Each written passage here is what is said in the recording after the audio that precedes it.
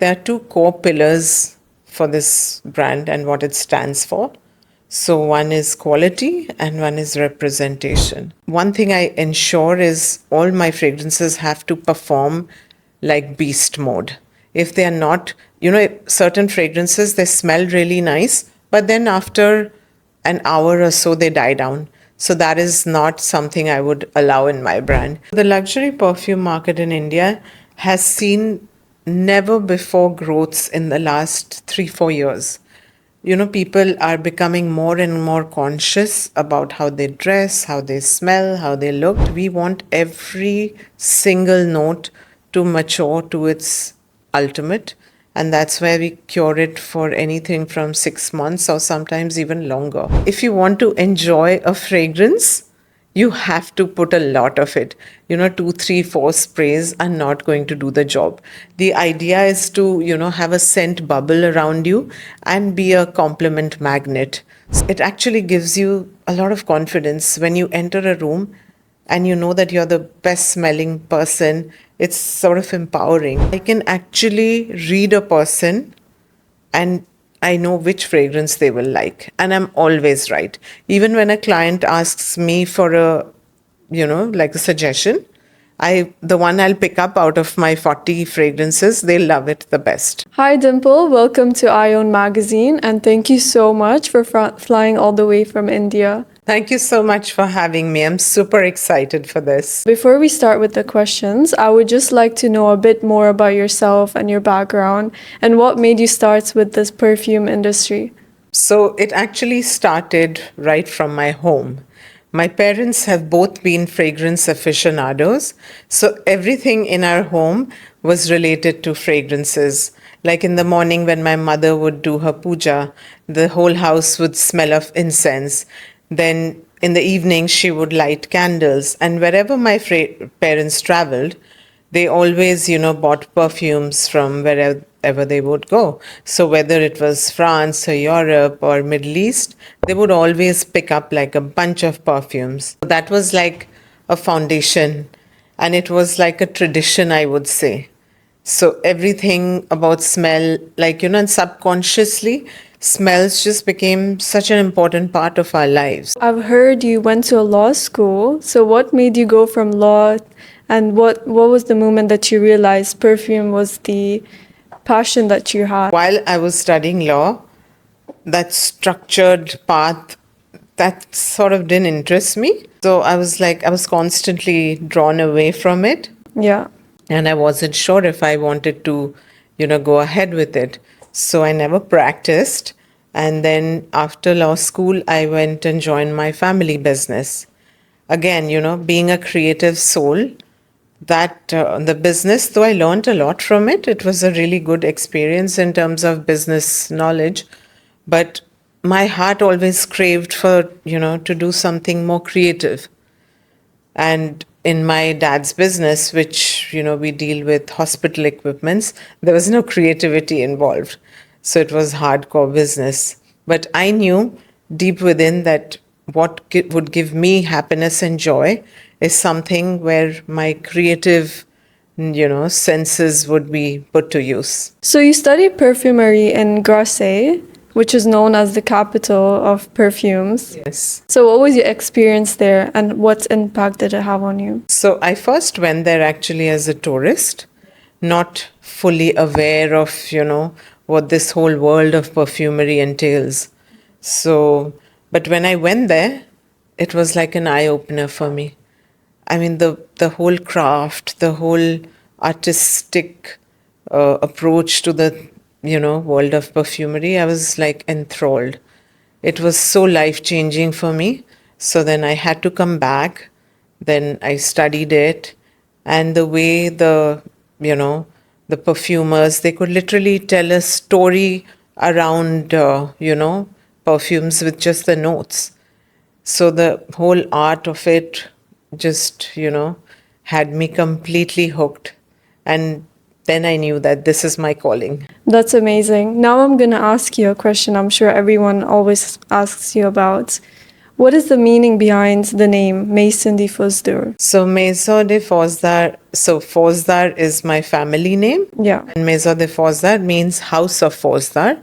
So already we do perfumes, we do hair fragrances, candles, interior fragrances, and then we want to get into the bath and body space as well. So House of Fouzdar is like anything to do with perfumes and smelling good.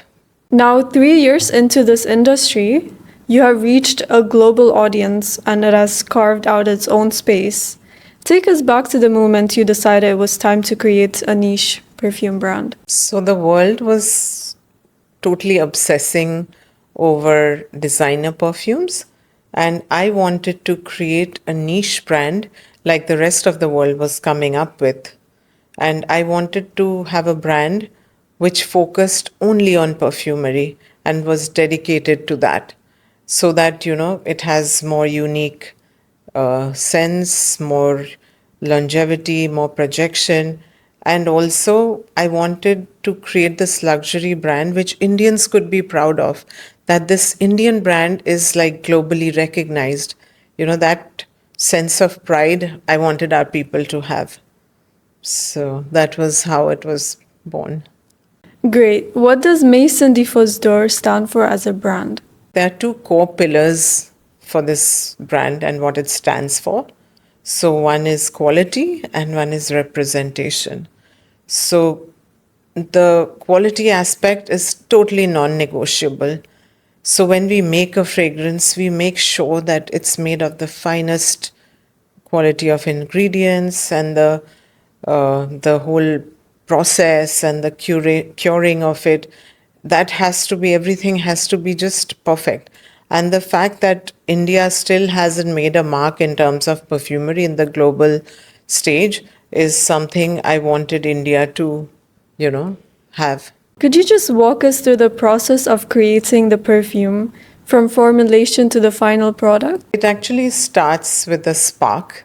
It could be anything, like the inspiration is what we start with. So it could be a memory, it could be an ingredient, it could be a person. So these are the things that kind of spark the idea in me.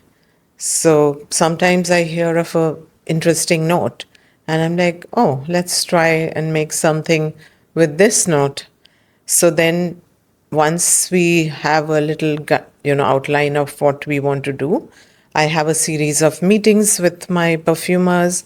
Then next step is we start sourcing the ingredients, and then the permutation, combination, the blending, the mixing, the trials, that goes on for a very long time. So that could typically take 3 to 6 months. And once we are sure that, okay, this is the final scent, then we make the whole batch, and then it goes into curing and maceration so that all the ingredients can, mature very beautifully. Maison is known for blending French artistry with Indian culture elements. How did you plan to bring this global influence into your fragrances? So I was always very, enthralled by the French and their perfumery. And also I wanted to marry them with the Indian, culture and heritage and ingredients. So the whole idea was to marry these two so that we have something very unique. Which perfume took the longest to create? And could you just share the story behind it? So Santal Saffron is one of my best sellers, and it is my favorite as well. So this fragrance, it has the primary notes are sandalwood and saffron. So to balance these out was so difficult.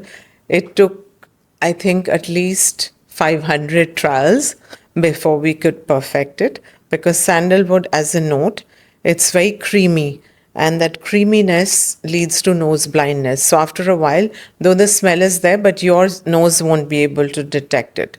So, we had to just constantly make sure that this nose blindness didn't happen. And instead of something, we wanted to retain the creaminess, yet make it slightly sweeter. So sourcing that right sandalwood also was a real challenge. I tried at least, 50 different sandalwood oils that would blend perfectly with the thing. And we finally had like a winner at hand. When you create a new collection or a fragrance, do you start with a particular feeling or a memory or a person in mind? How do you approach creating a specific scent? It could be either of these. For instance, I have this fragrance called Oud Imperial, and that was actually, my tribute to my dad. He used to love, he still does, he loves like strong, bold fragrances, yet with a hint of freshness. He loves his ouds and his musks. So then I was like, Dad, since I didn't join his business, he was really upset with me. But I was like, okay, you have to, be happy for what I've created. So I'll make a scent for you.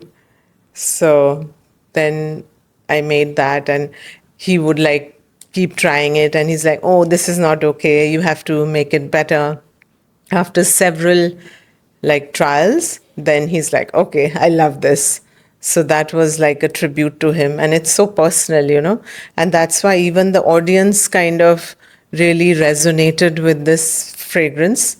And it went on to becoming our bestseller because I think they loved the personal angle to it. So when you first introduced the perfume to your dad, what was his reaction like? What was the feeling like? He's like, oh my God, you could actually do this. I thought you were like wasting your time. But then he was so impressed. And now every time, we are at an airport or a mall, and when he sees my brand, he's ever so proud. He's like, oh my God, my daughter did it, I really wanted you to be part of my business, but I'm glad you did this. As you know, the fragrance industry is quite saturated, especially with major global brands. How does Maison De Fouzdar stand out in such a competitive market? So Maison De Fouzdar really focuses on performance. So for us, everything is about quality and performance. These are the, things we live by. So every fragrance, like I said, the French elements and the Indian elements, they give that very, very unique touch. The French ingredients married with the Indian ingredients make it so nuanced, so special. And one thing I ensure is all my fragrances have to perform like beast mode. If they are not, certain fragrances, they smell really nice, but then after an hour or so, they die down. So that is not something I would allow in my brand. So every fragrance has to be a beast mode fragrance. And that is also because I bring my personality into each fragrance. So there's a little bit of me in every fragrance. It captures my personality. They say the bottle is the first form of communication. What's the story behind the design of Maison De Fouzdar bottles? I wanted the Maison De Fouzdar bottles to be understated and elegant because we wanted our focus to be on the juice. The juice is the liquid or the perfume. In perfumery world, it's referred to as the juice. So all our focus went into creating the perfect juice and just make it, the bottle be authentic, simple, elegant. I thought that did the job because, over ornamentation can just take away the actual beauty of the fragrance because, you don't want people to judge the fragrance by the bottle. I want my clients and people who appreciate fragrance to appreciate it for the fragrance and not go by the bottle and just have understated elegance. Every artist has a piece that they're especially proud of. Do you have a favorite fragrance in your collection? And if so, what makes it so personal and meaningful to you? So Oud Imperial from my line is very close to my heart because it was a tribute to my dad and it put all my talents to its ultimate test because that was like a make or break for me. I had to prove to him that I'm good at what I'm doing and I can do this. So the fact that he loves it and, it's like a father-daughter bonding sort of a experience, and people really, really resonate with the fragrance and this story. And that's why Oud Imperial is our bestseller. I think more than the fragrance, which is awesome, people also love the story behind it. When exploring fragrances from different culture, were there any scents that surprised you? Yes, of course. There are certain notes which really, really surprised me. For instance, cannabis as a note. I never thought that it could work well in perfumery. Then there's this Egyptian thing called frankincense. Then from India comes petrichor, which is, when drops of rain falls on the earth. I mean, one who would think that that can be captured as a fragrance? And even whiskey notes. I was like, oh my God, I don't want to smell like a whiskey bottle.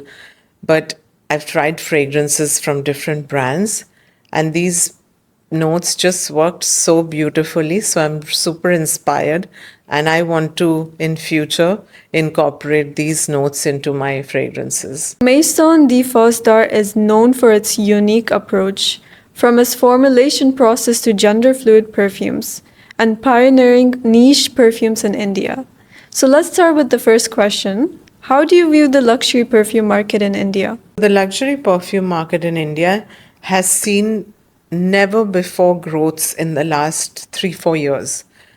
People are becoming more and more conscious about how they dress, how they smell, how they look. So they've really, started taking a lot of interest in smelling good, and the industry has really grown. But mostly it's in like the designer perfumes, which people wear only because they don't know any better. They need the education to understand the nuances and the depth of niche perfumes. So currently, of course, wherever you go, there's designer perfumes in every airport, every store. So that's what they've been used to. So we have to kind of wean them out of that. But they are they are ready for that exposure now to niche perfumes. They're ready for it. Could you tell us more about your formulation process? So the formulation process, like I said, first starts with the idea and the basic outlines. Then we start looking for the ingredients. And after we've found the right ingredients, we do the blending, which is again a lengthy process where we find the right fragrance. And once the fragrance is complete, then we make the batch, and then it goes into curing. So this curing process, other brands don't do as long as we do, but we want every single note to mature to its ultimate. And that's where we cure it for anything from 6 months or sometimes even longer. Just to make sure that, the fragrance has all the qualities. It has to have the perfect performance, the projection, the sillage, and the longevity. With many women now interested in masculine scents, what are some scents you use to make gender fluids? It's interesting to see how women are taking to the typically more masculine kind of sense. Every woman who comes to me, they all have started really appreciating notes like leather, tobacco, ouds, which I would think are slightly more manly and masculine. But we blend it out so beautifully.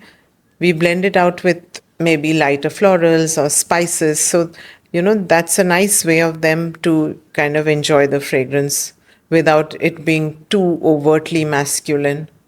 So it's the whole blending process that makes it so, likable for women as well as men. Creating long-lasting perfumes, which are suited for hot and humid climates, is a big claim.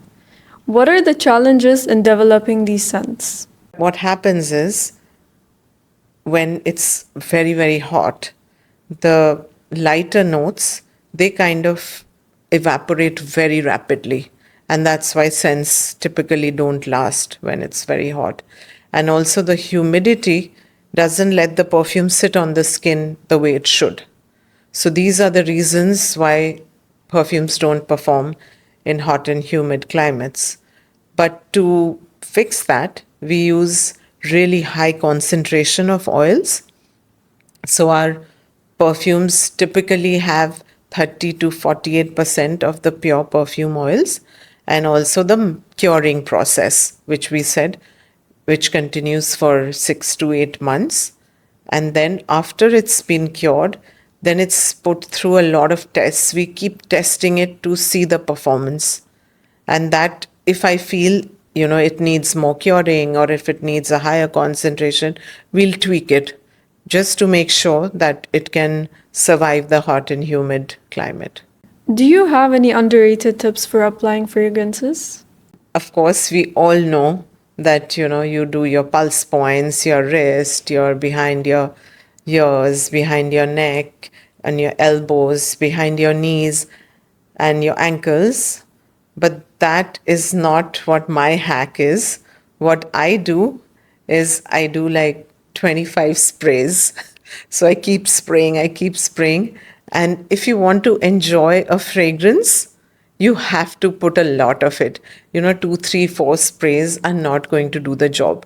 The idea is to, have a scent bubble around you and be a compliment magnet. So when you spray a lot, that's really going to, put you in that scent bubble where you also, enjoy the fragrance the whole day from morning to night. And another hack is, if you use the same body lotion of the same fragrance, so you first apply the body lotion and then the fragrance on it. But I would suggest that it should be the same fragrance, because if it's a different fragrance, then it might smell weird. So a lot of brands are coming up with it, and I'm also going to do that very soon. So then the fragrance can cling on to the moisturizer. Which collection would you recommend to someone trying Maison De Fouzdar for the first time? Of course, my favorite, Oud Imperial. That is like timeless, elegant, bold, sophisticated. Then my favorite, Santal Saffron, which is actually captured the imagination of people worldwide. Though the two primary notes of sandalwood and saffron are more Indian by nature, but people have really shown so much of love for it. And there's this fragrance icon. He's like the celebrity fragrance reviewer called Jeremy Fragrance. He is obsessed about that fragrance. So he wears it personally a lot, though he has like how many thousands of fragrances in his collection. But that is a fragrance that he personally uses. Then my current favorite is Oud Ecstasy. That's my latest launch. And if you want something that's like very uplifting and fun and compliment magnet, you go for Oud Ecstasy. Then Oud Safran, of course, is like one of my constant bestsellers. It has the perfect blend of oud and saffron, and it's so rich, it just makes you feel regal and royal. Do you have a personal favorite among your perfumes? So it's a tie between Santal Saffron and Oud Ecstasy. These are my top favorites. But Santal Saffron has this quality where I wear it and it transforms me to another person. I feel like I'm a queen. And I think that is what people relate to as well, because I think it does the same for them. They feel that, that sense of power, confidence, and sexiness. It's just got everything in it. It actually gives you a lot of confidence when you enter a room and you know that you're the best smelling person. It's sort of empowering, and people just love it for that. Are you considering expanding Maison De Fouzdar through franchise models? Yes, definitely we are exploring franchisee options so that Maison De Fouzdar has a wider reach globally, and we can then reach out to a much larger audience across the world. And this is something I'm totally excited about. We've been attending a lot of expos, perfumery expos, and a lot of companies have shown a lot of interest. So now we are rapidly going to expand to different parts of the world. but we are carefully considering who our partners are going to be and what locations, just to make sure that the quality and performance and everything, whatever the brand stands by, all that should be upheld. That I would say is tuberose, vanilla, spicy, something spicy, woody, full size, new fragrance every day. I go for trend driven, but I do a lot of memory driven as well. Maybe I won't wear them as often, but they are in my collection. But the ones I keep wearing more often are the trend driven ones. Sandal saffron. In a day, I typically wear at least 6 fragrances. So my morning one is a floral, mild, soft, sweet fragrance. Then the next one is when I'm heading to the gym. Then I wear something really strong, like a spicy neroli or a very strong, impactful, freshy kind of a fragrance. Then when I'm heading to work, it's oud, woody, spicy, or sometimes even a vanilla or a gourmand scent I would wear to work. And then when I'm going to a party, then I would wear a more sexy kind of a fragrance, which would be maybe vanilla or rose or ouds or spices. And to bed, I wear like a soft rosy or a soft sandalwood, something. So in a day, since I wear at least 5-6 fragrances, and to decide my SOTD or SOTN, I waste so much time because I literally think, which one should I wear? Is it this one? Is it that one? So it's a process. So I do waste a lot of time, but I'm happy to waste that time because my SOTD is very important. It kind of, has an effect for the rest of my day. I normally gift people according to their personalities. So I can actually read a person and I know which fragrance they will like. And I'm always right. Even when a client asks me for a, like a suggestion, the one I'll pick up out of my 40 fragrances, they love it the best. So each of my friends, I know what they like, what their characteristics, their personalities. So I pick something accordingly. Growing up, my mother, she used to wear this tuberose attar and she would wear it throughout the day. So wherever my mom went, we could get whiffs of it.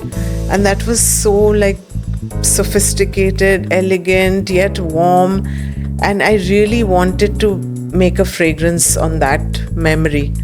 So every time, this fragrance is even now it's on my mind. Like when I reminisce into my childhood days, that's the first thing that comes to my mind. And to pay tribute to her, I actually made a fragrance and it's called Tuberosa. And it captures that exact smell, that same attar that my mom used to wear. So that's in a bottle now. And it's very, very special to me. The motto of work hard and play hard has really been instrumental in the success story that I have created.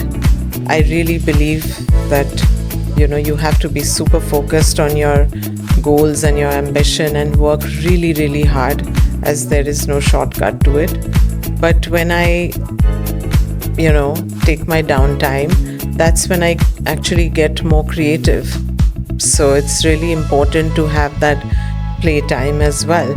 And the fun part is I enjoy my work so much that my work feels like play to me. So I don't even think I'm working, but it just flows,